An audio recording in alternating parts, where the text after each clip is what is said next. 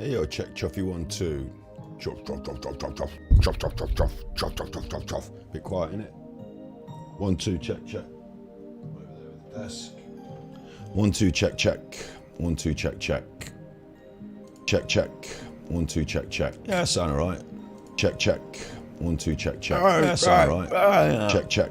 1 2, check, check. Yeah, sound alright. Check, check. Yeah, 1 2, check, check. Yeah, sound alright. Yeah, 1 2, check, check. Yeah, sound alright.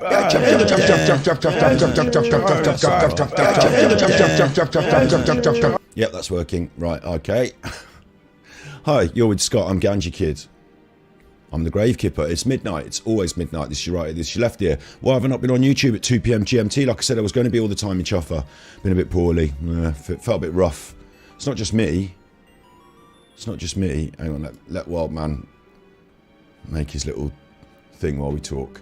It's not just me. I've not just been the only one feeling rough. If I go Google and I go Mick Jagger, what's Mick Jagger been up to on the news? Testing positive for COVID? The Chuffer. I went to his gig. Went to his gig last week. He's tested positive for COVID, the Chuffer. I hope he's alright. He seems to be. I hope he's alright. They were quite good, the Rolling Stones. Didn't do a review video or anything. Put a little... What? Hang on, wait. What's this? I was called prison food today. What's this guy doing with this? What's this guy doing with that tin? What's he doing with that tin? Rip and ready roast beef, so this is, it's basically the same thing. This is just better quality. Yeah, what's he doing with that? What's he doing with that? Right, what we're doing today is prison chef creates bacon cheeseburgers in himself a viral TikTok channel. This Chuffer, blow my mind, learned to cook in his prison where he's been since 18. This Chuffer, he's got a name, Jeron. He's got a name. He's cooking, that's his bed he's using as a hot plate. His bed. I haven't seen that done before. Look, he's got a little, one of those fold out tin bed things, using it as a hot plate, cooking in his cell. Got a TikTok going. There's his videos. They're not just on TikTok. You can also find them on YouTube, so there you go. This is another YouTube prison chef. Well, not chef, like not prison chef as in works in the kitchen. Like been in prison and made food in his cell. This is the Wild Man, rest in peace. We'll be looking at some of his recipes. Also got this guy who's been popping off over the last year. Absolutely popping off. Deep Easy. And he does a very similar, Jailhouse recipes. Very similar sort of shebang. So we're going to be looking at some of these Jailhouse recipes. Mainly American Jailhouse cooking. Wild Man's English, but he was in American prison. That's what we're going to be doing. That's what's coming up today. And before we look at that, just before we look at that, I'm just going to tell you the story of I bit my tongue. I couldn't get on stream. I bit my tongue. Oh, it was, my chuffing tongue. So that's just starting to come around. And I went to see the Rolling Stones last week. And then Mick Jagger's tested positive for the old COVID. I don't know. I feel a bit under the weather. I have done this week. Monday, Tuesday. I felt a bit like in my nose and in my tummy. Poorly in my tummy. But then again, I could have caught any old bugger at the Rolling Stones, couldn't I? So I haven't had a positive COVID test yet, but I'll do another one tonight and see. Now that Mick Jagger's testing positive, I'll do another one and see. Gordon Ramsay did a great series in prison. He was teaching one of his chefs to give him a new start. Good point, Uncontrolled Historian. Hello, nice to see you. I did have a little gander at some of his... It's supposed to be calm and relaxing, you. It's getting on my nerves. I had a little gander at some of his, I saw his videos come up on the YouTube when I searched prison cooking, and yeah, he did, but he'll get me copyright blown out the water, and he's not actually doing this sort of stuff. He's not doing frying a burger on your bed. So we're going to look at some of these. These are like, I bit my tongue out, God, hello Snips, I hope you're feeling better as well. It is still really painful on my tongue. And you'll never believe, I bit the underside. Let me do the talking. I'll talk about me and Mick Jagger, and then I'll get onto the prison food. I bit the underside of my tongue. Somehow. Oh, the noise it made when I went through it as well, and the amount of blood that come out. It was one of them. It was like, and all this blood. I was like, oh no. My plan, my strategy was, of course, just keep your mouth shut and don't move your tongue. That'll sort it. Keep your mouth shut and don't move your tongue. So stream's been off, I've been off, and I was feeling a bit rough. I still feel a bit rough. It's sleeping, it's in my nose, like I'm a bit blocked up and congested, and it's lovely hot weather. So maybe it's the hay fever as well, because I've been out with the dog. Here's some other stories. Been out with the dog in the woods. I've been monitoring the grass seeds, because you know those grass seeds, they get stuck in your dog's feet. Chuffing, he's got just the right kind of fur for it and everything. I've been monitoring it, and then all of a sudden he's messing with his paw. On this must have been Monday, and I got him, cut all his fur off his paw. If he's licking and messing it, I'll cut it all the fur off and have a good look. And there was, lo and behold, a grass seed in between his toes. I had to pull the bugger out. It was really dug in. It was in his skin, that I got it just in time. So he's had a bad start to the week. And then he's got a bit of a bad bummy. It's a funny story, you have to laugh. He eats grass. Like some dogs do, don't they? You'll know this. Foxtails can get in their ears and their airway. Yeah, exactly, Angie. I don't know if we have the same level of... hello, spirit levels. I don't know if we have the same level of sizable grasses as in the Americas, but we have sort of small foxtail, very much like the foxtails, but they're a bit smaller, and we have to look out for them, yeah. So it's very similar to that, yeah. It's very similar to the foxtails, though. So I got that out, and then he eats... On the walks, he'll eat these big, there's these big grasses, and he'll no, and I'm like, leave it, don't eat that, you silly.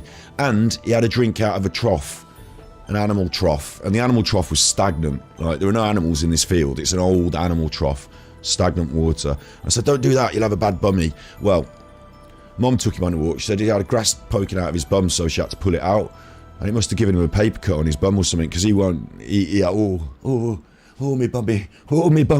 He's running around, sitting on it, rubbing it on the grass. He's tending to it. Don't lick your bummy, you'll have a bad bummy. So he's got a bad bummy. I don't know if it's any knock-on effect from having a grass seed in him. I don't know if his body might have started to, I don't think he has got an infection, but I'm keeping an eye on it, And then on top of all this, my sister's dog had to go to the vet because she had a lump in her neck, like a fatty lump. Quite a normal, straightforward process. They cut it out, that's gone, sorted. But now her dog's like, on the poorly table, on the poorly chair.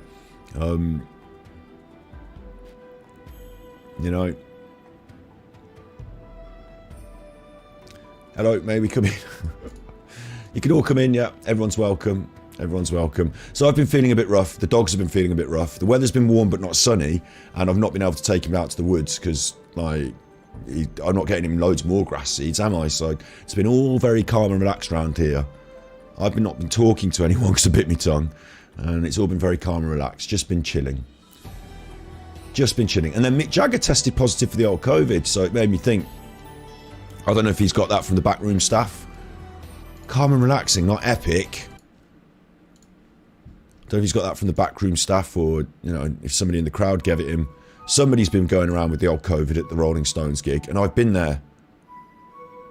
Did I tell you the story? I'll tell you the story quickly, and then we'll get into this. Prison chef cooks burgers on bed, using his bed as a hot plate. Gave me an idea for an episode. So Mick Jagger got the old COVID at the gig. I did go and watch the Rolling Stones, didn't I? Yes, you can be sure I did, because if you check out our YouTube channel that you're having a watch of today, right now, if you go to your channel, this, in a way, I should be happy about this, but this, it irks me in a way, right? So I've been uploading a load of Genshin Impact. We've been getting backed up with the Genshin Impact. We're not talking Genshin Impact today. Getting backed up with it, so much Genshin Impact being played over on Twitch.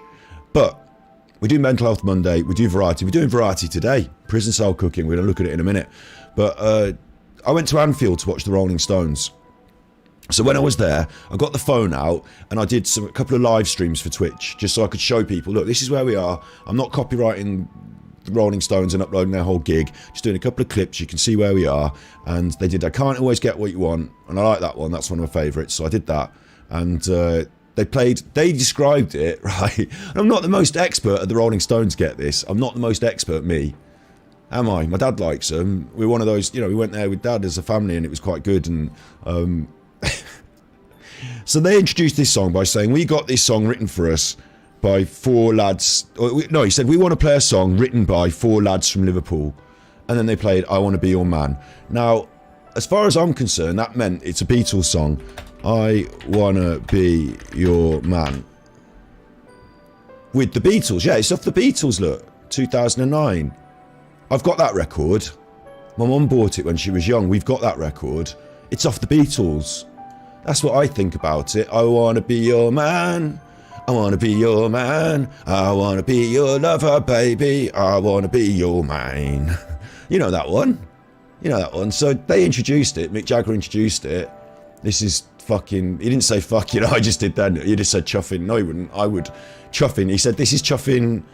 The Beatles wrote this one. He didn't say the Beatles. We're at Anfield. And I wondered to myself, out of only 2 UK gigs they're playing London, Wembley, I think it is, and they're playing Anfield. And I wondered if it was something about, a little nod to the Beatles, a little to the Beatles or something like that, because... we're going to get onto Armed Cookery in a minute. Don't worry if you're here for Armed Cookery. We're going to get onto that in a minute. Mick and Keith co-wrote your favourite song, Richard Afcroft. Did they really write Bitter Street Symphony? Wow, I didn't know that. That is a really good tune as well. That is a really good tune. You're just wrapping up another chat. I went and they played this song. Right? This story's a bit convoluted, but it's funny.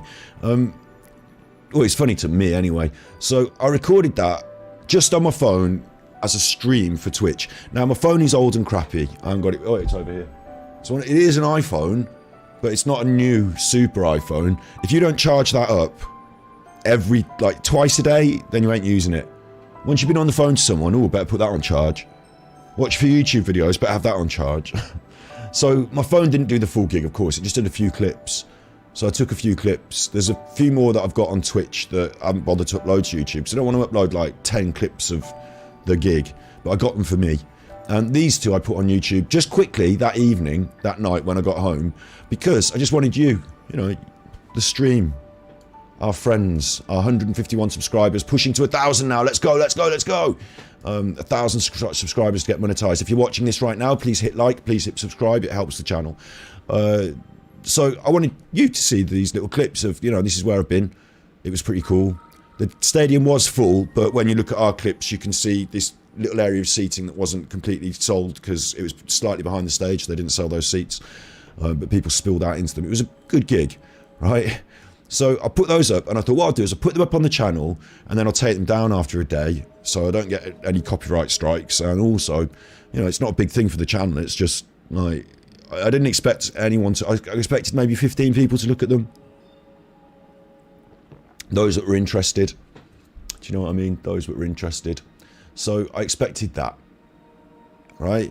And then what happened is that this one got 9.5k views in 5 days. That's my most successful video on my whole channel now. All the streams we've been doing over the last 2 years. I haven't done any edits for this channel really. This is just the full live streams. We've got an edits channel, but I've been letting it languish a little bit. But, all the live streams, all the different things we've covered, all the interesting stuff we've talked about, all the Febs, all the Starforts, all the Martin Liedtkes, all the Dermot O'Leary and Shattered, all the Pokemon, all the Boris Johnson Russia, which I got wrong. I said it was a fake war. It turned out to be a bloody real war. All the Gabby Petito Green Hell, all the Mental Health Monday Raw that we've been doing in there. You're talking about raves, your relationship counselling for the single man, a full VR Fisherman's Tale puzzle game. That was really fun. All these other randoms. I say random, I mean variety. Interesting variety. Not lots of views. Obviously the Rolling Stones are more popular than me. I think it's because I called it Play a Beatles Song at Anfield as well. Sounds a bit controversial, doesn't it? But that's got 10,000 views. Oh God.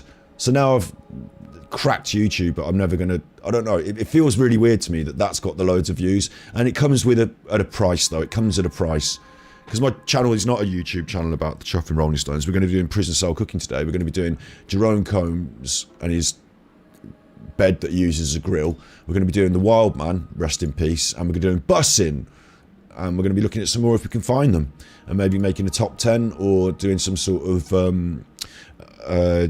tier list maker at the end of it. So anyway, I'm at the Rolling Stones. So the footage is rubbish, isn't it? The footage is rubbish because for some reason when you live stream on that phone, the footage is rubbish. I'll tell you something else as well. You can't zoom in with it. You just can't zoom in. It won't let you while you're live streaming. So I've got this live stream. It's mainly about the sound, and it's mainly a little... hello, Riam Ram. Hello, good to see you after a little while. I do notice, Riam Ram, your comments for algorithms, your comments for the algorithms. I do notice them, and I say thank you in one great big chunk right now to you.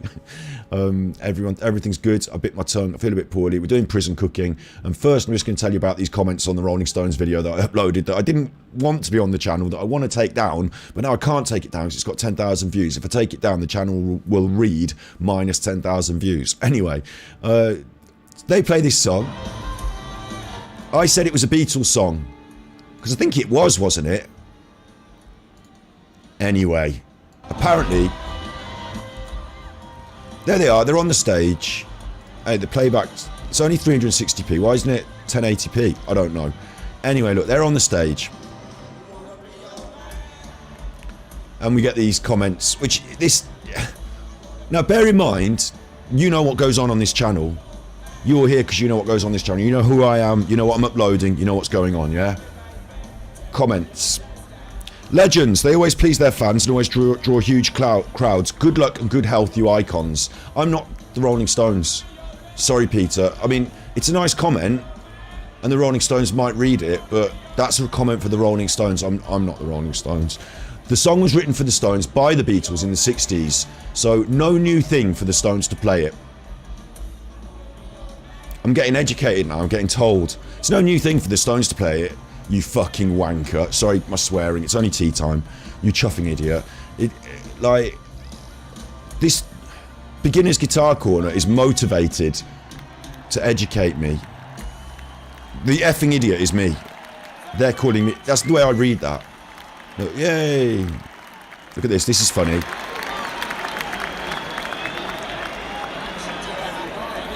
That was good. He goes, is there anyone here from Leeds? Good, wasn't it? Thank you guys. Anyone here from Leeds? Anyone here from Manchester? Can you hear the booing? Because Manchester and Liverpool are rival football clubs, so you're in the Liverpool football club and you say, is there anyone from Manchester? And they went, boo. It was funny. It's funny. So they play that, and then they play another song afterwards, which I'm not really au fait with. And it just happened that I didn't press stop at the right time, so it goes on a bit. And so do the comments. So we're going to now read the comments. They really cheered me up, though. Thanks for the music and the fun. Please let our grandchildren take over, says Burnt Assen. Which is quite a funny comment. Again, it's toward the Rolling Stones, though, so don't know if they're going to read that. Jim Lope says, I love the Beatles and the Rolling Stones. Fair play. Nia Brum says, love it. Love the Stones and the Beatles. Fair play. Big Im Lizzie says, the crowd seem underwhelmed. Have I replied?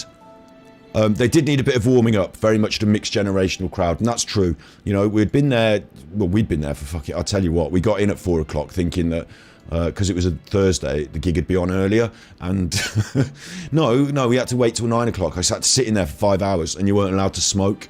If they saw you smoking, they came over and said, excuse me sir, can you put that out? So what I had to do is I had to wait until the fucking, I keep swearing, I had to wait until the Rolling Stones came on the stage. Everyone stood up and went, yeah, and I crouched down in the chairs and smoked. But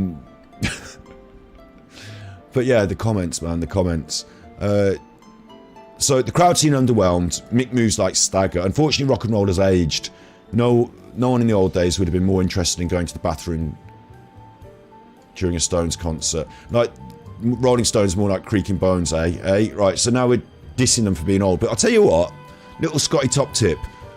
go and see the Rolling Stones if you get a chance, because they fucking were brilliant. I've seen a lot of bands in my time, bear in mind. I've seen the Deftones, I've seen the Foo Fighters on their first UK tour, I've seen the Red Hot Chili Peppers, I've seen Rage Against the Machine, I've seen, I mean, make a big list of any band from that era, and I've probably seen them, like Feeder, Everclear,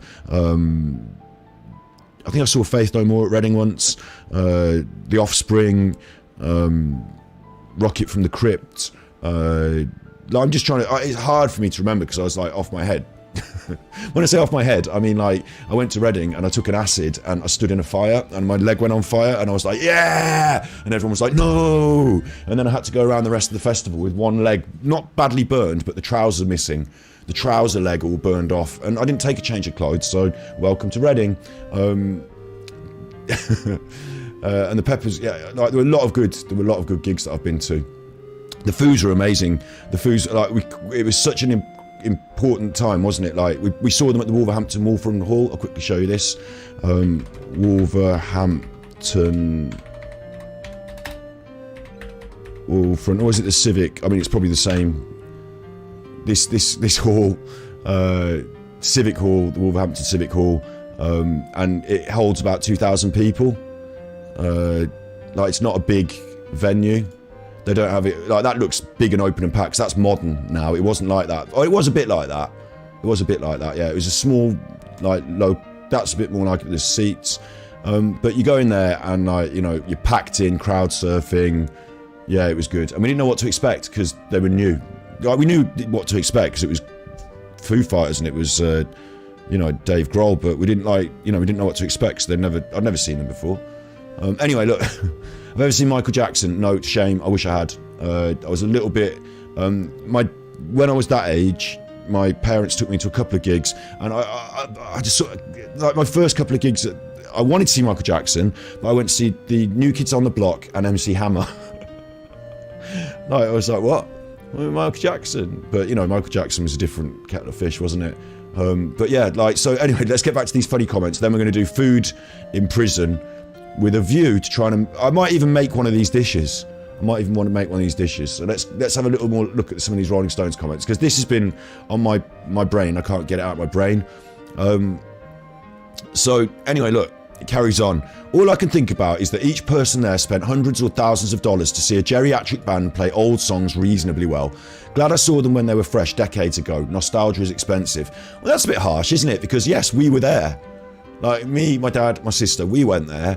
And we went there for the nostalgia as like a family day out, a memory together. Our dad took us to see the Rolling Stones, his favourite band when he was young, and we went with him, and now we're, nostalgia, yeah. But not like they were shit and it cost loads of money. It was expensive. I think it was about, it was over £1,000 for us all to go, and I didn't pay, so I'm very grateful, And yeah, so it was expensive, and they were geriatric, but they did play old songs, but they did play them, when I say reasonably well, I was just saying about these other artists that I'd been to see. They were fucking brilliant. Mick hit all the notes. He jumped about down that podium thing, he ran down the middle and danced, he did his funny dancing, he worked on that side of the stage and he worked on this side of the stage. Everyone got to have a good look at him. He interacted with the audience like a real showman, like he's a professional. When you watch the X Factor and shit like that, and they go like, oh, like, you really made that song your own, and and all that stuff. In fact, do you know what, I'll find Rolling Stones Anfield, and someone better than me would have put up a better video. Look, an hour and 25, some fuckers put the whole thing up.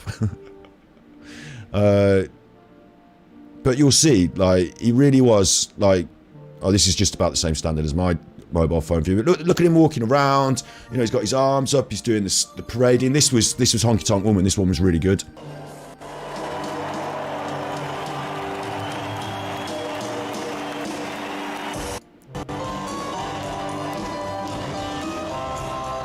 Unfortunately, this video is not particularly good, but look, he's there, he's giving it.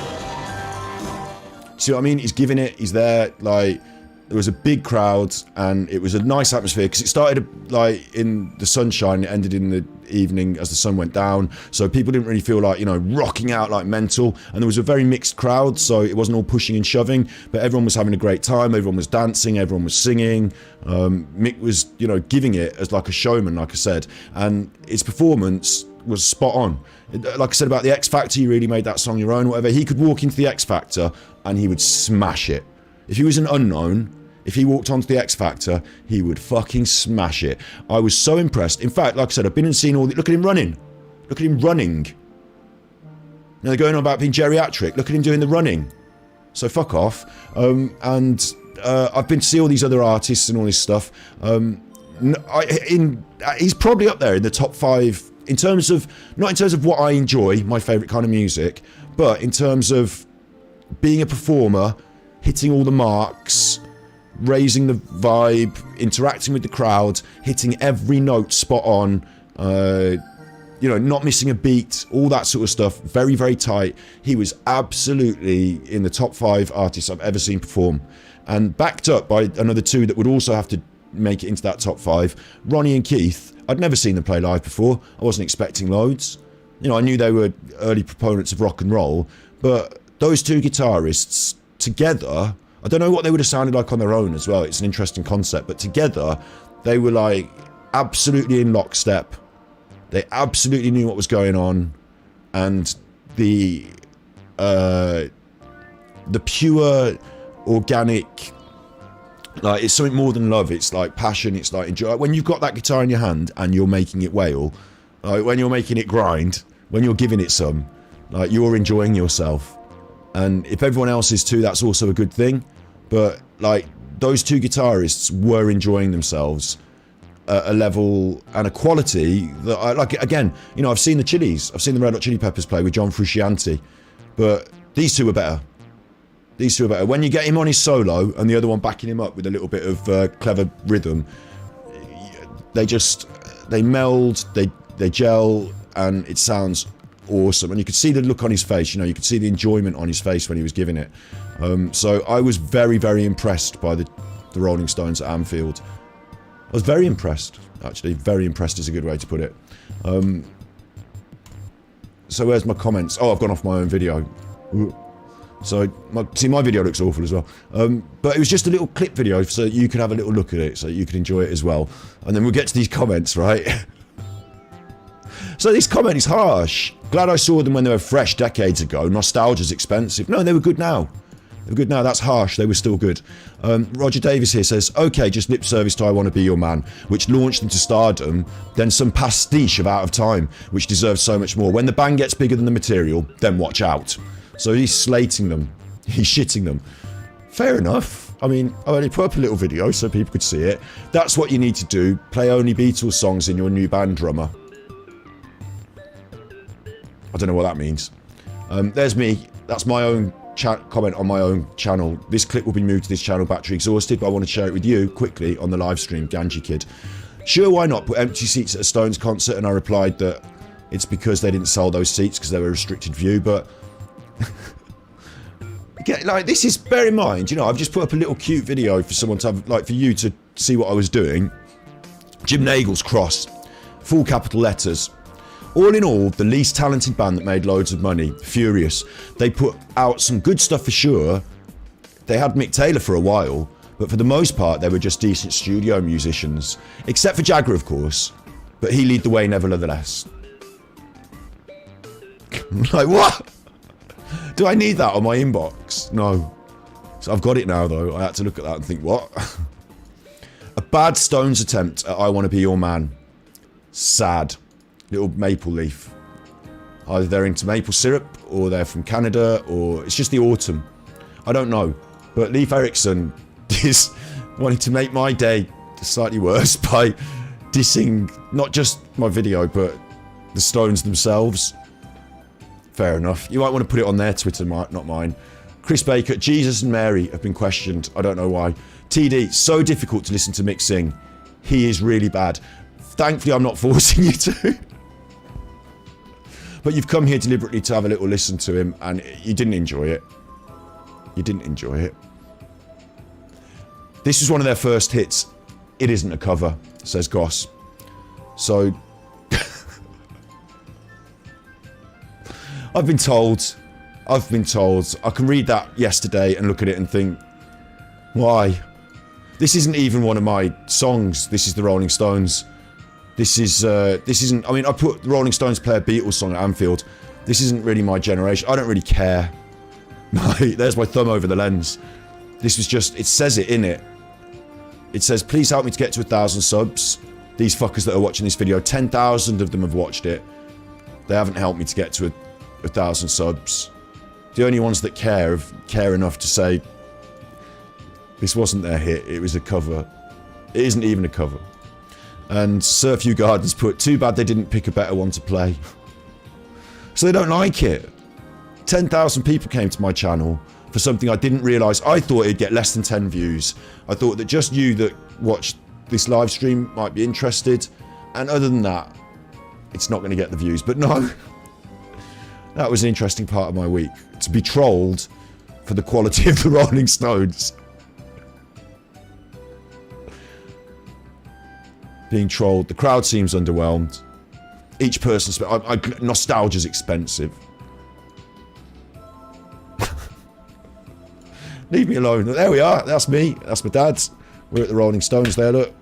That's me. Obviously, I'm doing the best filming I ever can. It's my sister. It's me. It's my dad. He's having a sit down. He's had about 15 pints of lager, so...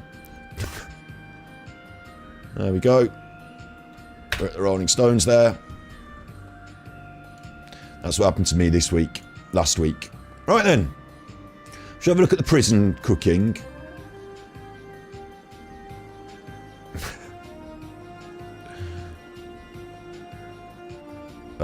Yeah, I want up on chat. Yeah, one up on chat. You're talking to each other. Yeah, be fine.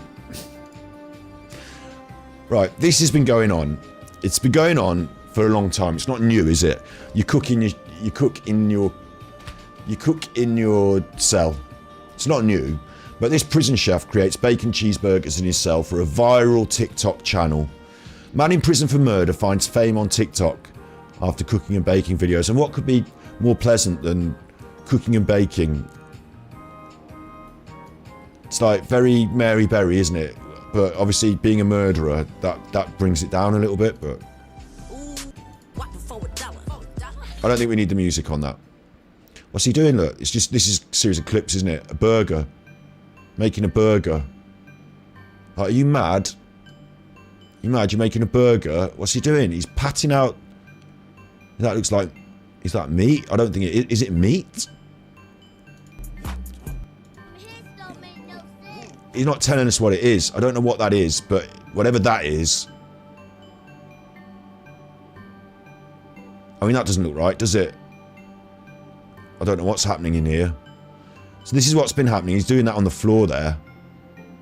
This is the sort of shit that goes on. So we're going to have a look at that. Using pre-packaged items, he made tacos, breakfast burritos, tacos, cakes. Put tacos twice here because I'm running out of... Cooked a cheeseburger.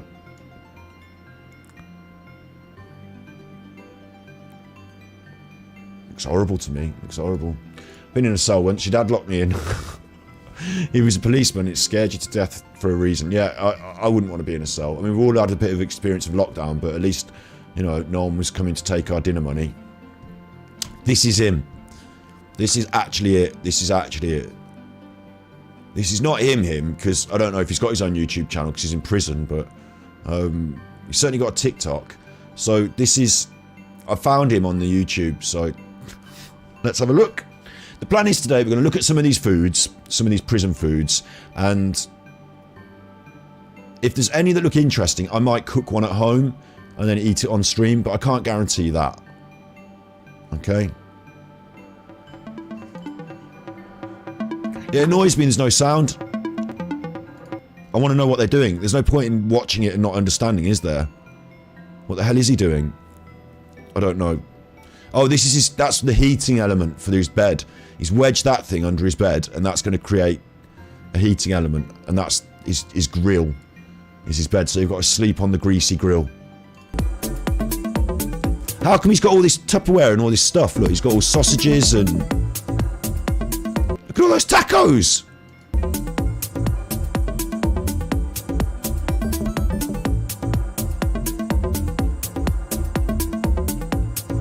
It's just the same shit as we just saw. How frustrating. I should have checked this beforehand. I thought this was actually going to be him talking.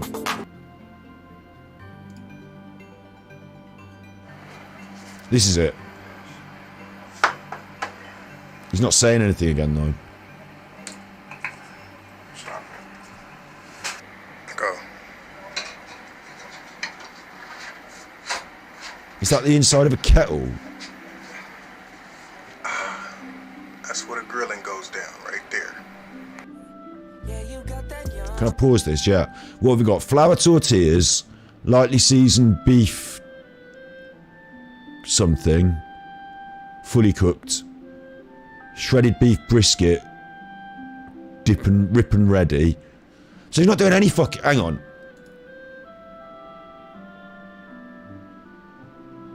Oh, you play saxophone? That sounds nice.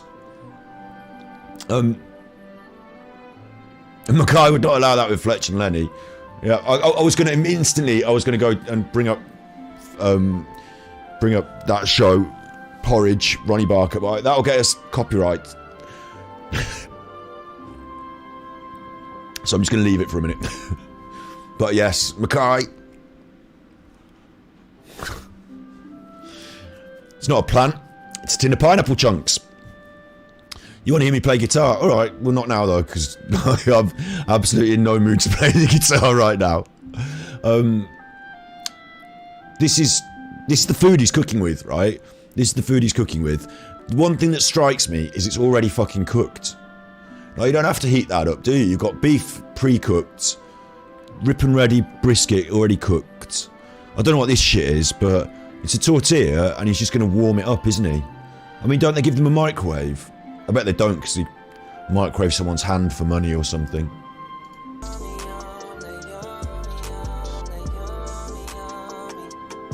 Now we've got that awful music again. Look, he's just taking all he's done is he's prepared the tortillas like you would do a normal tortilla, but you haven't got...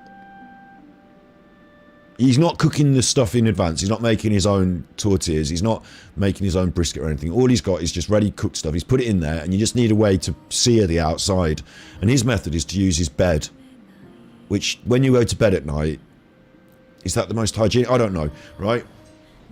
So I'm not with that. I'm not down with that. I think you could probably find a better way of cooking the outside of that thing than than the bed. You don't need the bed. You could probably just use a lighter and just char it on the outside or something like that. You probably heat up something else flat, two flat things, and squash it between them like a sandwich.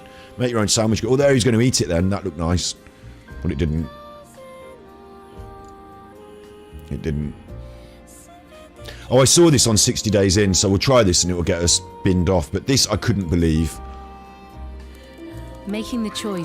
60 Days In is, I think it's probably fake. I mean, I think it's probably fake. But in America, you have this TV show. God, how long is it going to take with your adverts? All the E numbers. So before we go to another American, and we are going to go to another American in just a minute, I'll just quickly show you a 1 minute video of his. That's great, guys. Well, I think we'll call it there unless anyone... Shut up, you, with your adverts. You shut up. Yeah, get off my telly. Awesome. All right, man. Shit, baby, better than that fresh. I like this because he pretends he's in prison at the start and he says, "Hey, Bunky." Hey, Bunky, I'm gonna make a pizza. You want some? I like that. I like that. This guy knows a little bit about media production. He's actually thought it through and he's planned a start, middle, and an end, and a little intro and stuff. This guy makes a good video. Hello, Squirrel Sniper. Hey, Bunky, I'm gonna make a pizza. You want some?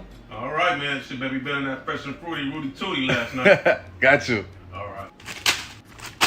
See the edit there as well. It's clever, isn't it?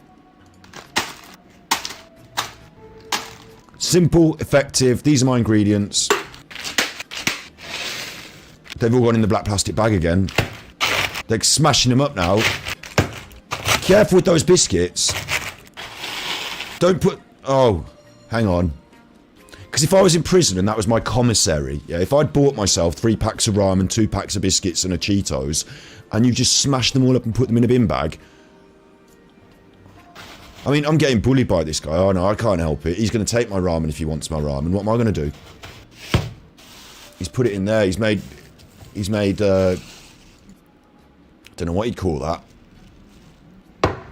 Tomato sauce. going on top of that. Bear in mind, that's ramen, biscuits, tomato sauce, cheese. You need cheese for a pizza. Hey, Bunky, let's make some Laffy Taffy. Hang on, I pressed the wrong button. Go back. Hey, Bunky, I'm gonna make a pizza. You want some? You need cheese for your pizza. Where's the cheese? Let me get back to the cheese. So what have we got here? You've got... It's not real cheese, is that? Why don't they let you have real cheese in prison? They let you have real tomatoes, but you have to have cheese in a can. Should let you have real cheese in prison, shouldn't they? And the can's more dangerous than the real cheese. You worked at a prison. High security. You don't see the... Yeah, but they wouldn't let you see it. They keep it in secret. Because don't let anyone see it, otherwise they take away their black plastic bin bags and ramen. But there's the cheese pizza. So now we're getting... I mean, that's pepperoni, and it literally was a package of. Now, I'm vegan, so I'm not going to want the pepperoni, but I'm surprised that in prison, if you want pepperoni, look, there it is, already done for you. There's the pepperoni. So you don't have to cook that.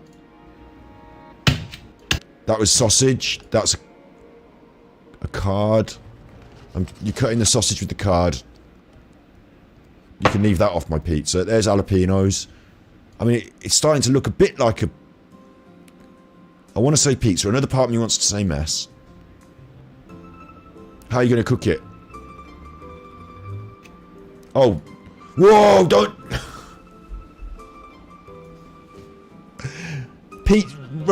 Prison must be well rubbish, mustn't it? Prison must be well rubbish. Because he's just made a pizza. It's not a pizza. And it's the ramen and all that. The dough, the base. You're not going to cook it. Going to leave that all just wet and cold. So what it is really is, it's a spoonful there of like biscuits, ramen noodles, tomato sauce, cheese sauce, and a bit of sausage.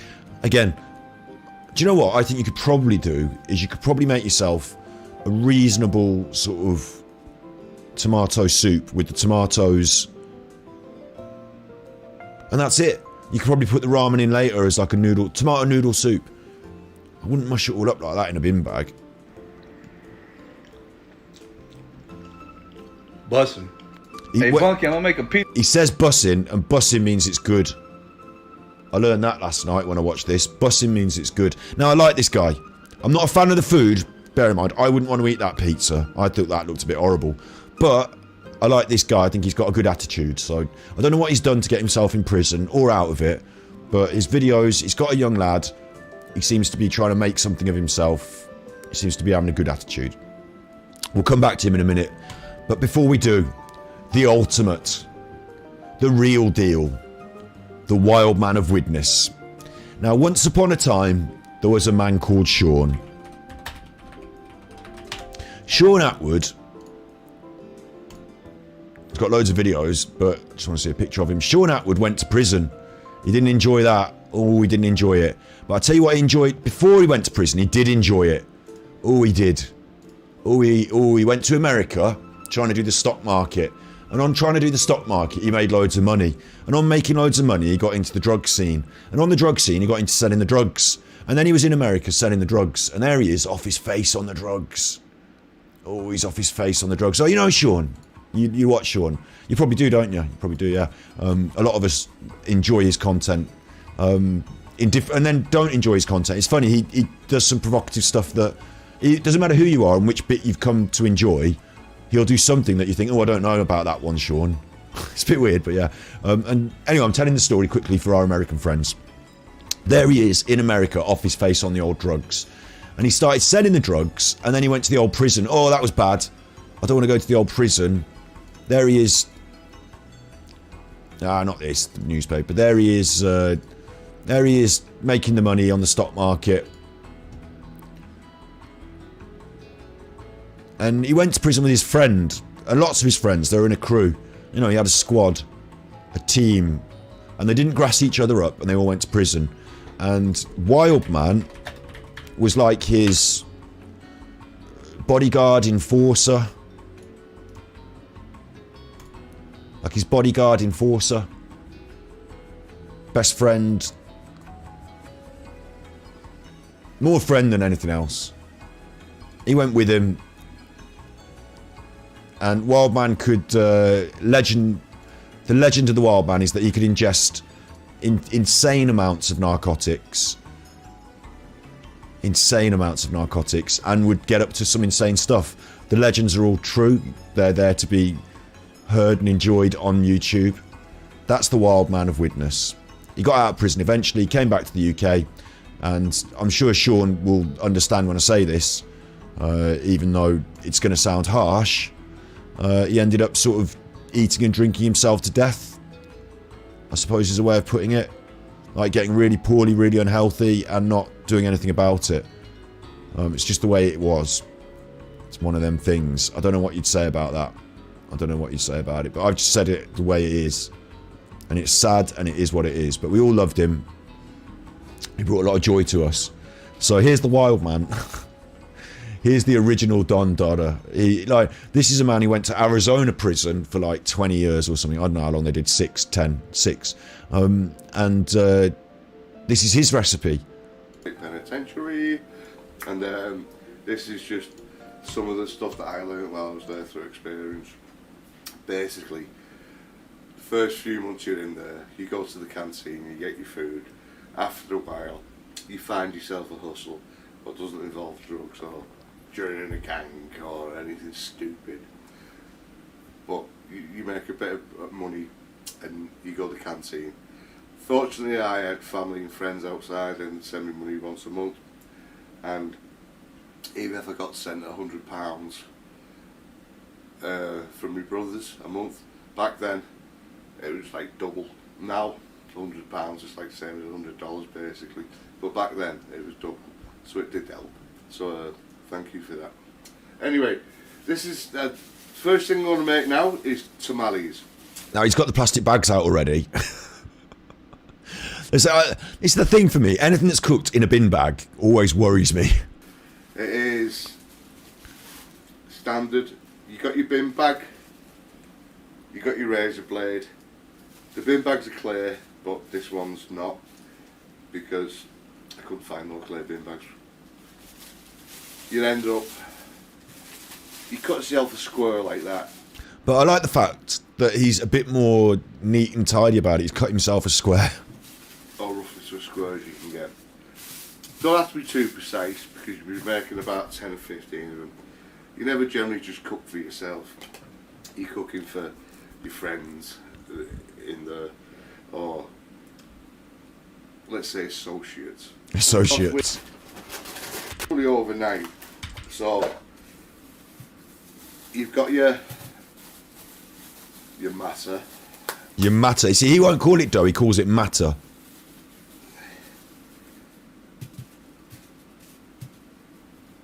Don't worry, historian. You don't have to know, Sean. I just gave you the lowdown from the high ground. Whoa, what's this? Get off my adverts, you. I should have an ad blocker from broadcasting. So he's done the same thing here. He's got tortilla chips and he's made corn matter. Matter. This will work like this. Tortilla chips all smushed up with a bit of sauce. And then you use a jar. It could be a coffee jar. But everything they give you is plastic. But it's your prisonized rolling pin, basically. There he is. Enjoy your appointment. Enjoy your prison. I'm not going to enjoy prison. I would hate prison. I really would. I wouldn't survive it, I doubt.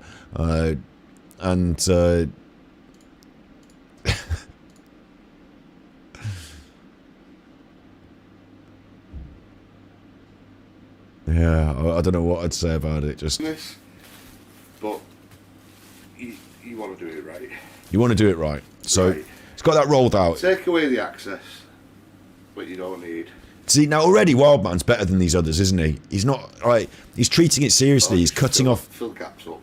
The excess, filling in the gaps. Neat and tidy. Got his system. You don't want to taste all of nachos. Nachos. But you do want it big enough, so it's I mean, a lot of people who have this won't eat for the rest of the day. No wonder. I tell you what, Yeah. if you ate that, you wouldn't eat for the rest of the day either. Yeah, jalapenos. Got some hot sauce on there. Gonna go for the jalapenos. Don't do it to your taste. And I love this video because he's got plastic cutlery and everything. I don't know if that's institutionalisation, if at home he now, you know, preferred plastic cutlery, but I think it might just be for the video. He's got all this plastic cutlery and stuff.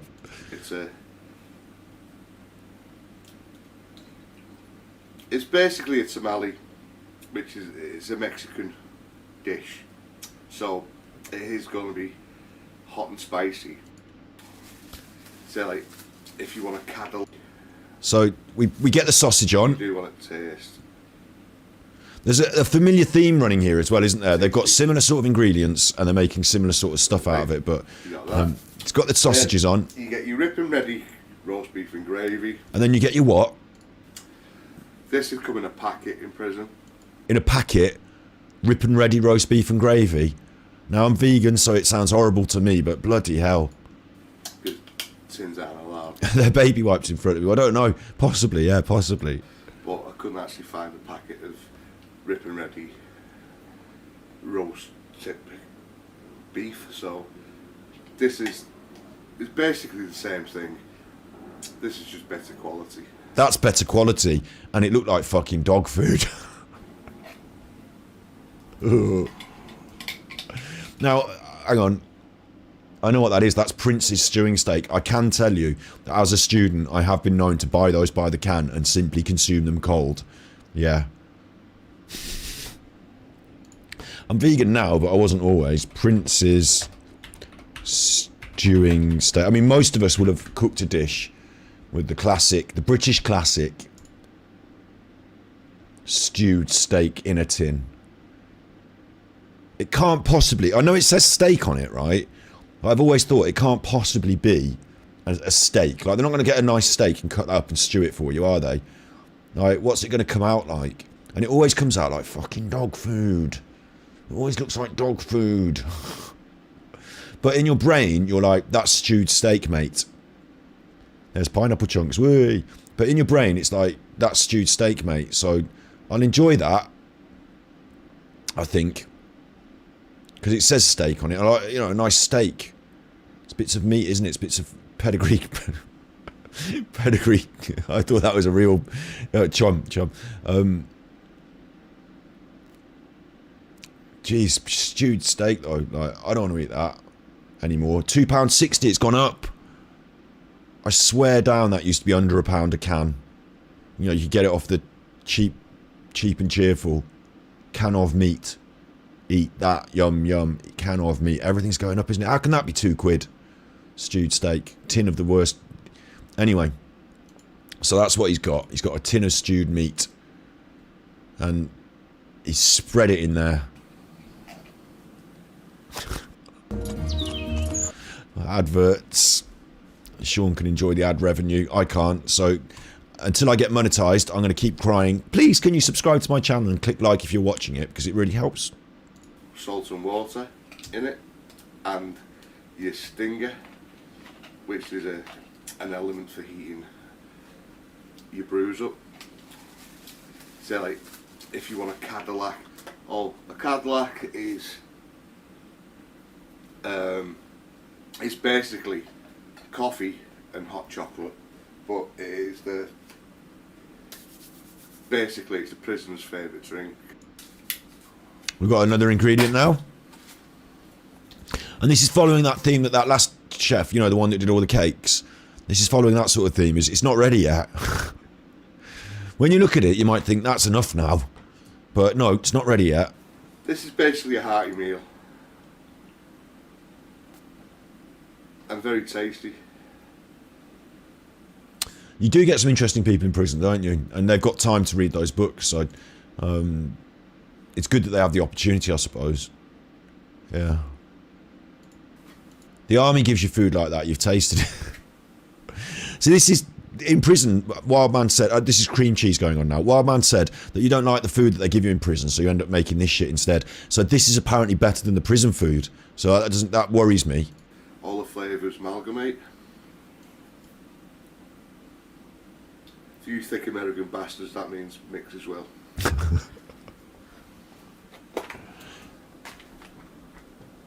What's this one now? All you Americans are thick, by the way.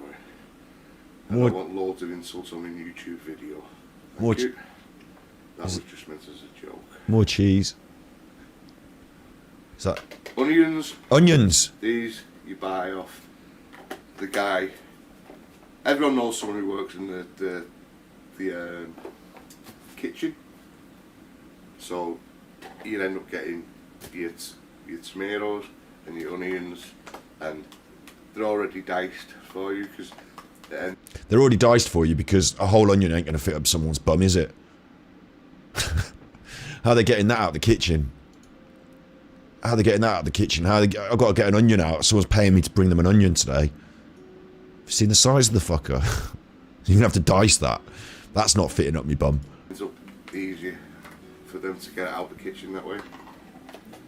Just mix that in for flavour. What we're missing. I mean, who wants a diced tomato that's come out of the kitchen concealed up someone's bum? You don't want any. God works in the kitchen. It's true. It's true, and there's that really excellent scene with the eggs where they do the little bet for the eggs. But I can't put British TV classics on every stream because YouTube goes right in for the boot, doesn't it? It goes right in for the boot. It sticks the boot right in. Oh, this. This, which is also some copyright material on YouTube, I have, no problem. Something that's owned by ITV, Independent News Television, whatever. Like they're like right on me, kicking the boot. Stand on his testes. Basically prison seasoning. Prison seasoning. It's salt, pepper, paprika, cayenne pepper.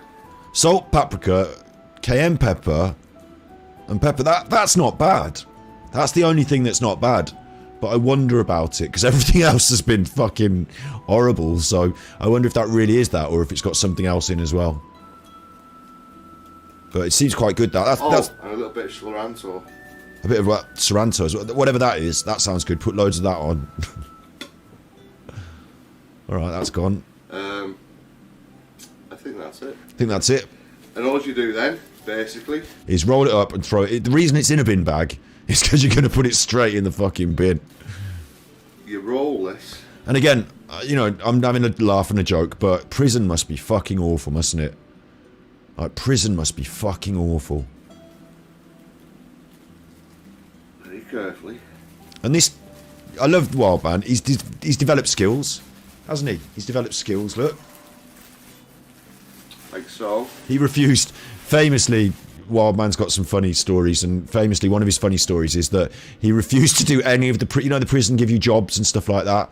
The prison give you things to do, and like he refused to do any of them. Absolutely, he just would not work on their terms. Absolutely not. Refused to do any of them. I'm pretty sure that I've got that right. But he would do all this sort of stuff in his free time. In his so he made people gloves and stuff, but not on the prison system. And tie off. There you go, tying that off. What are you going to do with that? Doesn't matter about the mess. You're going to have to clean up either way. You can either tie off that way or tie off that way. Then finally, you got saran wrap. Saran wrap, which is cellophane for people in the UK. Get that wrapped up. And now, that looks even worse, doesn't it? Because if you're in prison, bear in mind, and you're not supposed to be doing dodgy things in your cell, now that looks fucking dangerous and weird, doesn't it? And where'd you put that? Where'd you hide that when the guards come in? Well, it's all already saran wrapped. In your ice chest. Oh, in your ice chest. Water. Now that'll probably take about a good hour to cook. He said ice chest with boiling water. So you get hot water, not boiling, like it's not boiling away, is it? You put it in hot water and leave it for an hour. When it comes out, all of the outside will be hard, all on the inside it'll be just very flavourful. He should have done here's one I prepared earlier, really, shouldn't he? But thank you for watching. I love Wildman, bless him. 10 out of 10. 10 out of 10. So prison is okay, but segregation is hell, so they say. It's different in America and the UK, isn't it? There's different in our prisons in the UK. We don't get that segregation thing so much, I don't think. But You know, the gangs and stuff like that aren't as prevalent, but there are definitely, you know, bully gangs, people running the wings, hard nuts and drug users, and people who'll do you over and screw you over. And there's this hierarchy of, like, you know, dog eat dog. It's pretty horrible. I had a friend, I say a friend, someone I knew. I won't say friend because it's a bit... Like, I did used to go to a school with them, but like, it's not like I had their phone number on my phone or anything. But this lad from round my way is a better way of saying it. This lad from round my way, he went to the prison. This is a really funny story. So he used to sell drugs, and the police knocked at his door one early morning. And so he thought, shit, there's the police. So what he did was he got his bag of drugs and he threw it out the back window, and he climbed out the back window, and then he went to like run off up the road, and the police got him and said, where are you going? What's that bag? Come with us. I think he drove up the road and threw the bag out the window, you know, but the police got him and come with us. Turned out they'd only gone round to talk to him about a parking offence or something. You know, they had no idea he was a drug dealer. They'd only gone round to talk about something normal. But because he panicked and threw the bag out the window and jumped out the window, they chased him down and they got him with this big bag of drugs. So he went to prison, and I remember I remember seeing a picture. I can't remember how I saw the picture, but like within 2 weeks, he had both his eyes blacked. He was only a young lad. Like, he wasn't a big toughie. Both his eyes blacked. Like, smashed in. And then after he came out of the prison, he was more of a drug dealer than he was when he went in. He had more connections, and he was more of a drug dealer. Funny. Funny how it goes. Right, this is DP. So now we've seen the, you know, the Wild Man. We've seen the Wild Man. The Wild Man's got a couple of others as well. He's got hot bagels, pot pie,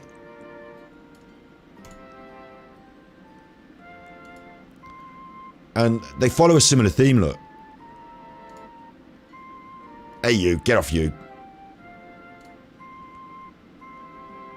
Don't trust that man, he's not moving his lower half of his body. Right.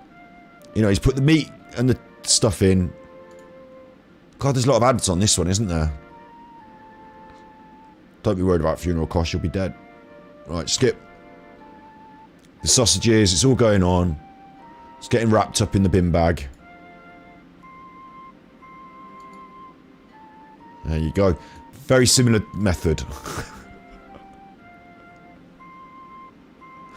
Just make a curry. Just made a curry. That's... Do you know what? You've got a better idea than these prisoners.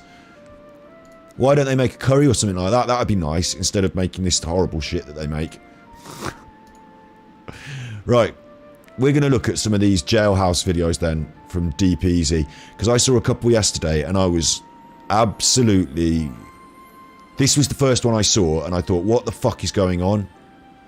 Like, these go off the chart, these do.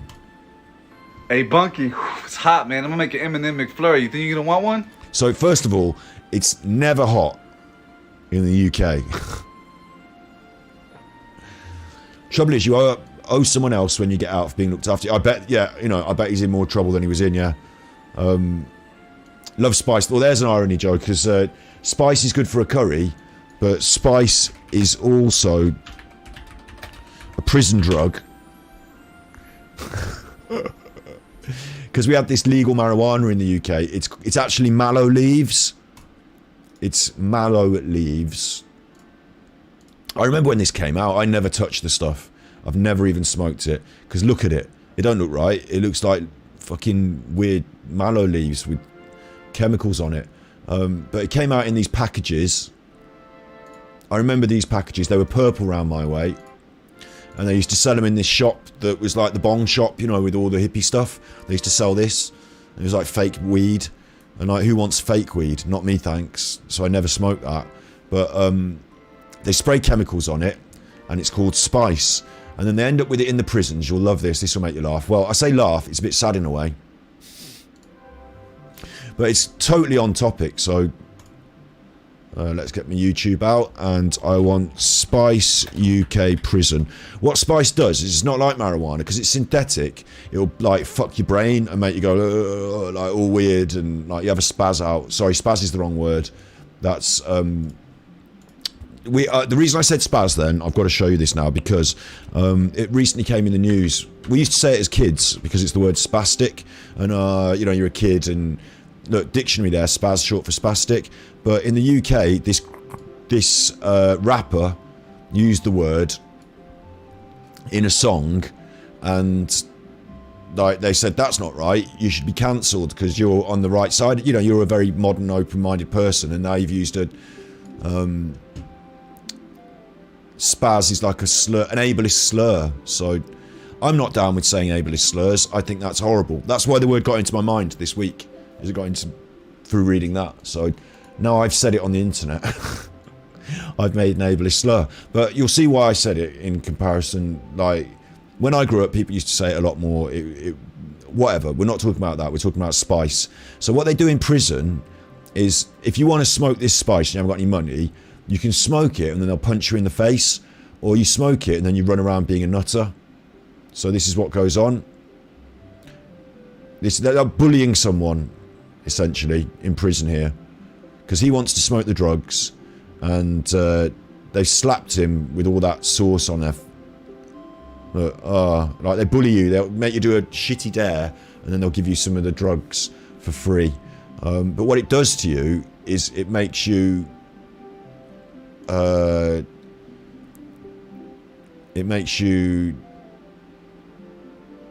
like lose control of your limbs and behave in a funny way. Oh shit, the eyes are gone. No, but that's not power enough, is it? You want a bit of the VDs, don't you? Yeah, shit him. I'm scared. I want to tell mate, how the fuck do you feel? Hey, you're already in it, so you're fucked anyway. Yeah. I'm fucked, Yeah, so you may as well get right in it. Alright. It's just like a gang of bullies, isn't it? Giving like drugs to people to make them feel. Look, there he goes. There he goes. He's having a bad time now. And what they do is they give them these drugs, this spice, this fake cannabis, and obviously the people that take it want to be high because they're having a bad time in prison, and then they, you know, the bully gang will like send you running around doing stupid stuff, and like, you know, the deal is you get it free, but it fucks you up, so it's entertainment for them. You're alright, you're alright, you're alright. Hold him, man, hold him, the squeeze is gonna come. Go on, Woodster. Straight off, Woodster. Go on, Woodster. Straight off, lad. And it's kind of sad, isn't it?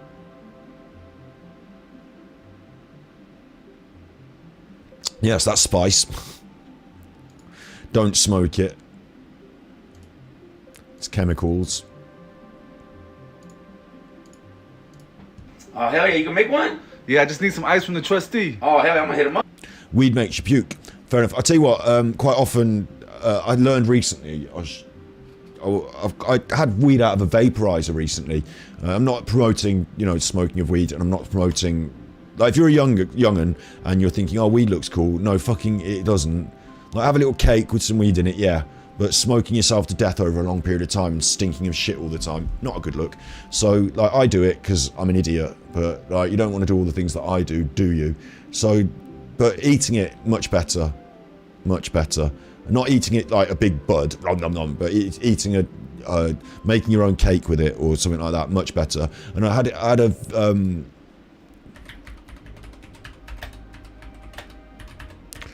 a go on one of these recently. Like, I'm thinking of I got to change the way I smoke. I can't keep smoking.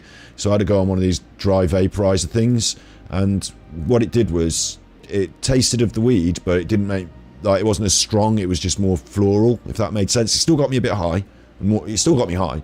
So I'm not promoting vaping. I'm promoting this different way of inhaling weed, maybe. Not promoting it, just saying I did it recently. And the thing was, afterwards, I took the weed out of the vaporizer, right? And you've got this, like, dry herb that you put in the vaporizer, haven't you? So I took it out the vaporizer, and I looked at it and thought, well, that still looks like weed to me. So I'm not going to throw that in the bin. And I made a little reefer out of it, and I smoked it. It was the worst thing I'd ever smoked in my life. All the goodness had been vaporized out of it, and all I was left with was all the horrible stuff. Like, I hadn't added anything to it. I just vaporized the stuff out of it. Maybe there was a bit more carbon in there, but it doesn't set it on fire. It only goes to a certain temperature that the THC vaporizes at. So all that was left was the horrible stuff. And I smoked that and I thought, God, now then the next reefer I smoked, I could taste the nice bit and I could taste all the horrible stuff underneath it. And there's actually, it's like a sandwich where just the lettuce is nice and all the other ingredients are horrible. Just the lettuce is nice. The bread, the butter, the meat, the fucking onions, the whatever they put on that tamale. Only the lettuce is nice. And if you can just take the lettuce out, all that's light and crispy and nice. All the other crap that's in it that you end up smoking, bad for your lungs, bad. I'm going to get onto one of these and I'm not going to look back. Definitely not going to look back. But yeah, so now we're going to make an M&M McFlurry. Right, cakes can be brutal if you're not used to it. Yeah, good top tip. Have a little bit first, see how it goes, and then if you're enjoying it, have a bit more. You know, don't eat the whole thing unless you're me. I do roll my own cigarettes as well, and that's something that I've got out the habit of now. Purely on the vape. My sister bought me one of those huffers. You know, the proper vapors, and I use that more often than I use making a cigarette. So now I'm able to say I probably don't smoke cigarettes and probably can do without them, because I only very occasionally, like if you're offered one at a pub and you haven't brought your vaporizer and you know, those sort of situations. But I have not rolled my own cigarette for a long while now. Yeah. The vaporizer does help. It's not good for you. It will still give you pneumonia and shit, won't it? But it'll be better for you in the long run. And maybe, yeah, make a pot of tea. That's another good idea. Tea was good. When we first took marijuana when I was a kid, that was how we took it, as tea. And we had a right good time. And tea's better than smoking anything, really, isn't it? A nice cup of tea. So yeah, just a little side note on smoking there. It's bad for you. But the being high after marijuana isn't like as bad for you as the smoking. So... yeah. Alright, for sure, then I got you. Right, this looks bad already. This has already piqued my interest. I saw this already, but this one piqued. As soon as I saw this, I thought, what the fuck's going on here? You've got a jar of coffee creamer. Here you go. Trusty came through. Some milk. You're going to make a McFlurry.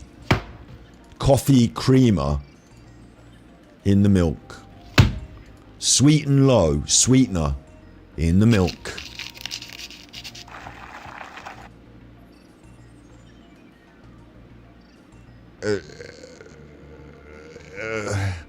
This looks horrible to me. Oh, I've tried in Bristol where I used to live. They opened a shisha bar doing those hookah pipes, and put some weed in the teapot. Yeah, you're right. Yeah. There's a lot of different cooking methods. I'm not going to go over them now. This is not a weed cooking show today, but I could do one because I've learned an awful lot about it over the years. And because of being vegan, it's a bit difficult for me because I used to do a lot with butters and animal fats, but I don't anymore. But yeah, again, you know, do a little bit first. Don't blow your head off. You know, see if you like it before you do the full whack. But again, doing it in tea, doing it in cakes, it's not physically damaging you in the same way as smoking it. So no wonder people feel sick when they smoke, because that makes you feel sick. So we've got a McFlurry now. We've got ice, we've got salt. We're going to put the salt in the ice, so that's ruined the ice. Going to help it to melt. We're going to put the Ziploc bag of milk and creamer in the Ziploc bag of ice. I see where this is going. He's put it under a towel. And now the M&Ms are getting smashed. They go straight in. Put it back in the ice. Let it sit for 10 or 15 minutes. I think he's going to cheat this and put it in the freezer, I would. But let it sit in the ice. It's not how McDonald's do it, is it? That's not how McDonald's do it. That's a McFlurry, alright. Is it? I don't know. I've never had one. There it goes. Ooh. Put it in a cup just like McDonald's.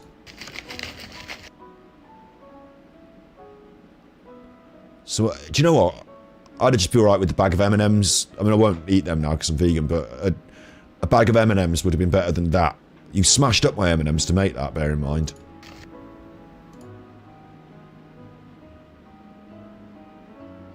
Why is everything they cook in prison all smashed up together? Why does it all end up looking like the dog food version of... Oh, man, I don't know. Boring vegans. We're not boring. I'm not boring. It's not boring for me. Do you know what? I'll tell you what. I'm not. I know you're only joking, but the thing about being vegan, right? This is what I was amazed by. If I just put alternatives, I'm not a big person with substituting things. You know, I'm saying it's good that I've got other kinds of milk, but I don't need a fake cheese. But look what comes up here: jackfruit, Satan.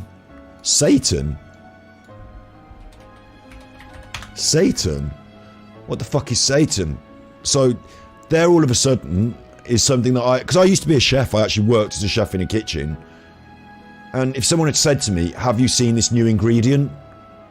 It's got a texture, a bit like meat. You can make lots of different things out of it and with it. And I'd have said, no, I haven't seen that. Let's have a look. Do you know what I mean? As a chef before veganism, if I'd gone to a Chinese market, there'd have been loads of things I hadn't seen before. And I'd been like, oh, let me try that. Let me have a go on this. That looks nice. There's just one thing. In the vegan world, I know tofu doesn't sound that fun, does it? Doesn't sound that fun, but like there are lots and lots of things that I never decided to eat before or experimented with cooking before, and a lot of them are actually just straightforward vegetables, because when you do vegan cooking, you know, you use more vegetables, but it was like a journey of discovery.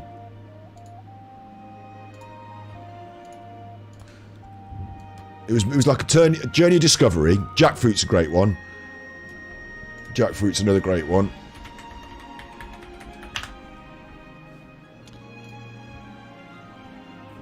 Because it's become a very popular, like, pulled pork style.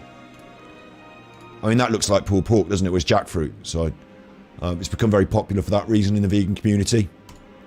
I don't have to replace meat like that. I don't need to have the strands between my teeth. But so you get these new ingredients you haven't cooked with before.